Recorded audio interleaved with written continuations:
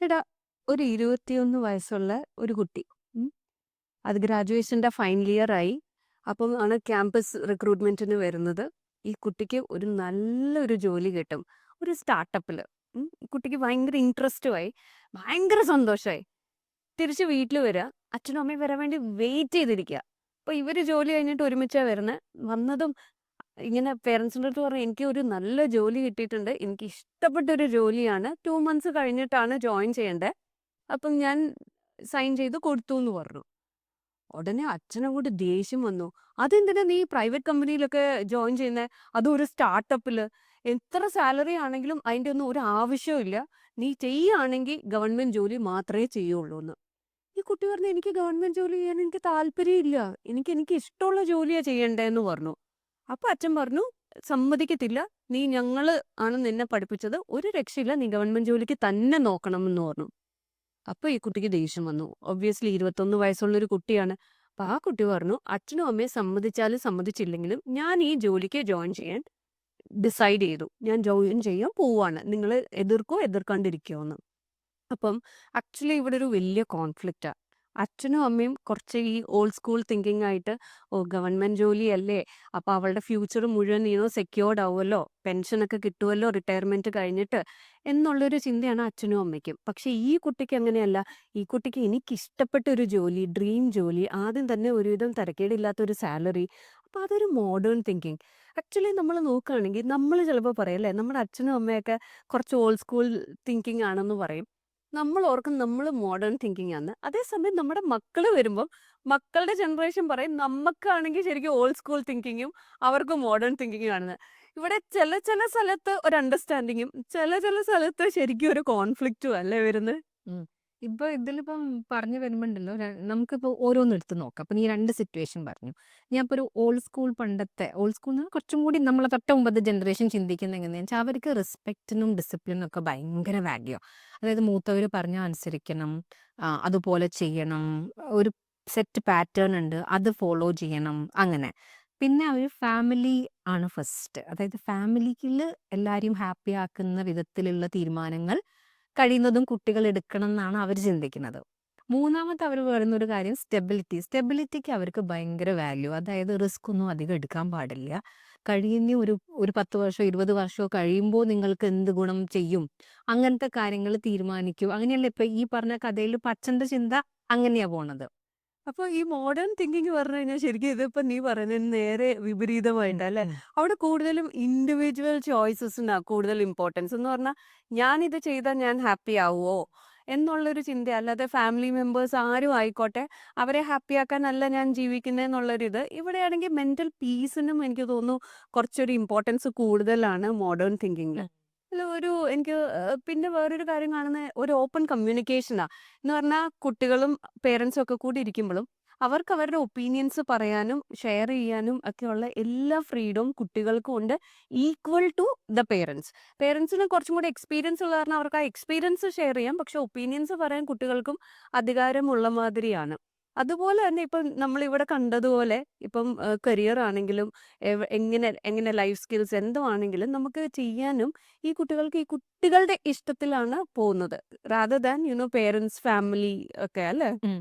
ഇങ്ങനെ വരുമ്പോൾ നമുക്കിപ്പോ 2 സൈഡും അങ്ങനെ അങ്ങോട്ട് ബ്ലൈൻഡ് ആയിട്ട് എടുക്കാൻ പറ്റില്ല. അത് ശരി, ഇത് ശരി പറയാൻ പറ്റില്ല. ഇതിലിപ്പോ നമ്മൾ ഓൾഡ് സ്കൂളിന്റെ ഒരു സ്ട്രെങ്ത് നീ നോക്കിക്കോളുക. നമ്മളിപ്പം റെസ്പെക്ട് എന്നൊക്കെ പറയുമ്പോൾ റെസ്പെക്ട് പറഞ്ഞാൽ നമ്മൾ ഒരു പ്രത്യേക നേച്ചർ, ഒരു സ്വഭാവം ഉണ്ടാക്കി തരുകയാണ്. അത് മൂത്തവരെയൊക്കെ ഒന്ന് അനുസരിച്ച് അങ്ങനെ പോണം. അപ്പൊ അവര് പറയുന്നത് അത് നിങ്ങളെ നല്ലൊരു ക്യാരക്ടർ ഡെവലപ്പ് ചെയ്യുന്ന പറയുന്നത്.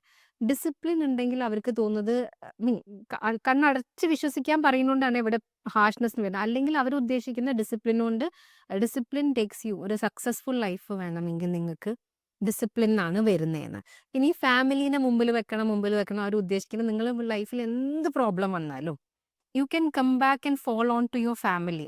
അതുകൊണ്ടാണ് ഈ ഫാമിലീനെ അവര് വീണ്ടും വീണ്ടും പണ്ടത്തെ ആൾക്കാര് ഫാമിലിക്ക് ഡിസൈഡ് ചെയ്യട്ടെ, ഫാമിലി ഒരുമിച്ചിരുന്ന് തീരുമാനിക്കട്ടെ. കാരണം എന്തെങ്കിലും പ്രശ്നം പറ്റിയാൽ തിരിച്ച് ഫാമിലിയിലേക്ക് വരാമല്ലോ. നാലാമത് ഈ സ്റ്റെബിലിറ്റി പറഞ്ഞ് കുറച്ച് കഷ്ടങ്ങൾ കൂടിയൊക്കെ ആയിരിക്കും അധികം ഫാമിലിയും വന്നു പോയിട്ടുണ്ടാവുക. അപ്പം നമുക്കുണ്ടായ ബുദ്ധിമുട്ടുകളൊന്നും കുട്ടികൾക്ക് ഉണ്ടാവരുത്.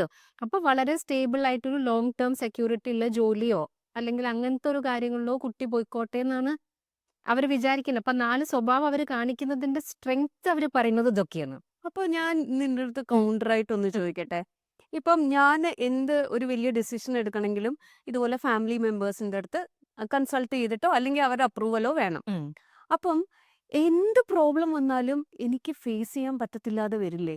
എനിക്ക് ഡിസിഷൻ എടുക്കാൻ പറ്റില്ലാതെ വരില്ലേ? ബിക്കോസ് എന്ത് ഡിസിഷൻ എടുത്താലും അത് തെറ്റോ എന്നുള്ളൊരു പേടി. ബിക്കോസ് എനിക്ക് എപ്പോഴും ഈ ഫാമിലിയുടെ ബാക്കിംഗ് ഉണ്ട്. ഉം. അതാണ് ഈ മോഡേൺ തിങ്കിങ് ഉള്ളവർക്ക് വരുന്നത്. ബിക്കോസ് അങ്ങനെയുള്ളവര് ഡിസിഷൻ എടുക്കാൻ ഭയങ്കര ബുദ്ധിമുട്ടായിരിക്കും. പക്ഷെ മോഡേൺ തിങ്കിങ് ഉള്ളവർക്ക് ഡിസിഷൻ സ്വന്തമായിട്ട് എടുക്കാൻ പറ്റും. ആ ഡിസിഷൻസ് എടുക്കുന്നത് കൊണ്ട് കോൺഫിഡൻസ് ബിൽഡ് ആവും. അപ്പം നമുക്ക് തന്നെ ഒരു സെൽഫ് എസ്റ്റീം ഒക്കെ കുറച്ച് കൂടുതലായിരിക്കും. പിന്നെ we are happy with our choices because ആരും കമ്പൽ ചെയ്തിട്ടല്ല നമ്മൾ ആ ചോയ്സസ് എടുത്തിരിക്കുന്നത്. നമ്മുടെ സ്വന്തം ഇഷ്ടപ്രകാരത്തിലാണ് നമ്മൾ ആ ചോയ്സസ് എടുത്തിരിക്കുന്നത്. ഇതാണ് മോഡേൺ തിങ്കിങ്ങിന്റെ ഒരു side of good things. Obviously അവിടെ ബാഡും ഉണ്ട്.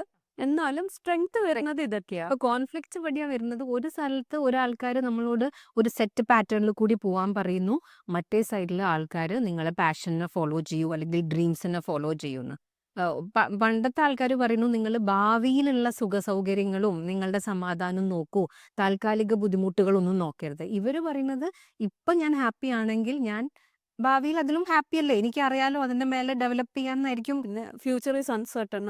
അതാണ്. അപ്പൊ അങ്ങനത്തെ ഒരു കോൺട്രഡിക്ടറി ആൾക്കാരെ രണ്ടാളും തെറ്റെന്ന് പറയാൻ പറ്റില്ല. അവർക്ക് അവരെ രീതി, ഇവർക്ക് ഇവരെ രീതി. അതെ, നീ പറഞ്ഞ പോലെ തന്നെ രണ്ടും തെറ്റൊന്നും പറയാൻ പറ്റില്ല. ഈ ഓൾഡ് സ്കൂൾ വാല്യൂസ് അല്ലെങ്കിൽ ആ പഴയ വാല്യൂസ് ഇല്ലെങ്കിൽ അതാണ് ആക്ച്വലി എനിക്ക് തോന്നുന്നത് നമ്മളുടെയൊക്കെ ഒരു ബേസ്, ഒരു ഫൗണ്ടേഷൻ അല്ലെ നമ്മുടെ ക്യാരക്ടർ ബിൽഡിങ്ങിൽ.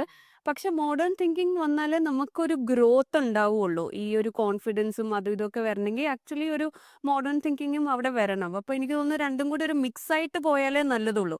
ഇപ്പം വാല്യൂ സിസ്റ്റം ഇല്ലെങ്കിൽ, ഓൾഡ് സ്കൂൾ വാല്യൂസ് ആ സിസ്റ്റം ഇല്ലെങ്കിൽ നമുക്ക് ഫ്രീഡം ഏത് എക്സ്റ്റെന്റ് വരെ പോകാം എന്നറിയില്ല.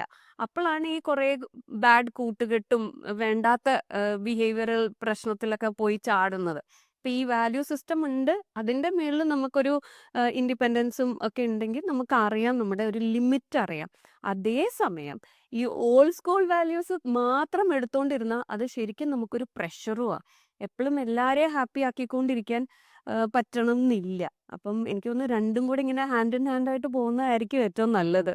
എപ്പോഴും കാലത്തിനൊത്ത് നമുക്ക് ചെറുതായിട്ട് മാറാൻ എല്ലാവർക്കും പറ്റണം. ഒന്നും ശരി തെറ്റല്ലല്ലോ.